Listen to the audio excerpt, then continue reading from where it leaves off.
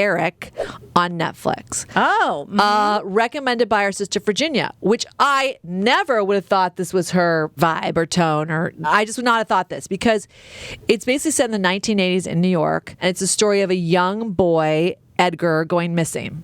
And it's done through the lens of both the police department and the corruptions happening there, and overlapped by missing boys in the 1980s and a black child versus a white child, what is prioritized in the police department. Yeah. Mm-hmm. And then the fathers, and this is where you go, okay, childhood trauma is generational. So the father, Vincent, because they reference Henson. So you're like, oh, this must have been like Jim Henson. Yeah. Mm-hmm. So he's a puppeteer on a children's show, and that's how it starts off. Sort of like a Sesame Street is what we would get, because obviously we know Jim Henson and the Muppets, they reference them as like, the pinnacle. So this I would assume is sort of like that is Sesame Street. And the father is the genius who creates most of the characters and the voices, but is tortured. Alcoholism for sure, a volatile marriage, and his relationship to his own parents, and what was probably early medicated, I would say, mental issues, and how his family dealt with it. So when the son goes missing, I was like, oh gosh, just as a mother, I mean, anybody can relate. You're like, this, I don't know if I can watch this. This is really hard to watch. I did watch half of the first episode, and I was like, I don't know if I can watch this. Right. So I had to pause. So I'm intrigued to hear. The only reason why I was like, well, okay, Virginia watched it. Yeah, Ginny watched it. So that's she's not into trauma TV. She is watching another show she was just telling me about that was incredibly surprising. Okay. Ooh, so I want to hear about that. I want to say the lead actors, so Benedict Cumberbatch plays Vincent, the lead puppeteer and the father, and Gaby Hoffmann plays his wife. She is fantastic. She's sort of had a comeback. You may have known her as a childhood actress from Field of Greens.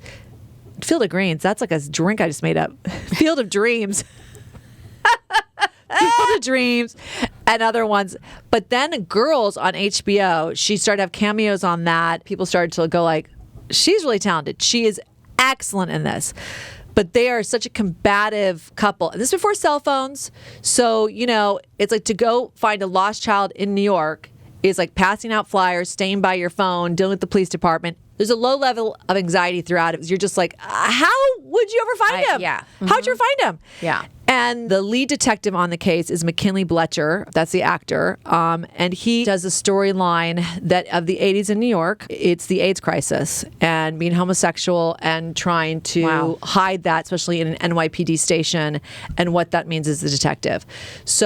So many backstories, sub-stories, so layered, so good, led by Benedict Cumberbatch. He's just fantastic. In order to find his son, he has to create a monster that his son had drawn. And he feels like if I create this monster and have him on the show, my son Edgar will see it and then come back.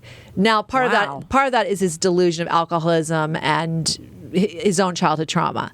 But I guess the childhood trauma part of it was he would talk to his imaginary character. So now this character that his son drew comes up and is now Eric, basically his partner through this journey. Oh, wow. So it is layered. It is so fascinating. It is so well done. And I will just say for you, it ends on a good note. So just you can watch it without being like, oh my gosh, oh my gosh, oh my gosh. But not for everybody. Humanity is complicated. And I think this tells a true story of it that, it doesn't end all perfectly for everybody. But I will say the narrative of the son, which, I almost couldn't even watch it thinking like, is this kid dead? There are moments that are very scary with him, but that ends up okay in the end. But different. Everybody's changed in the end. Some for the better, some for the worse. John Fogler, he's the co-producer of the children's show. And David Denman also plays the lead captain in the police department. And the police corruption story is heartbreaking, but, it's so sort of telling of the time and undercover cops and what was happening in the gay culture, in nightclubs and things like that. So like I said, extremely layered, so fascinating. Yeah, really They do a complex. fantastic job. It's not based on a real life story, but the showrunner, Abi Morgan, who created it, based it on disappearance of boys in the 80s, the AIDS crisis in the 80s, all these layers, okay?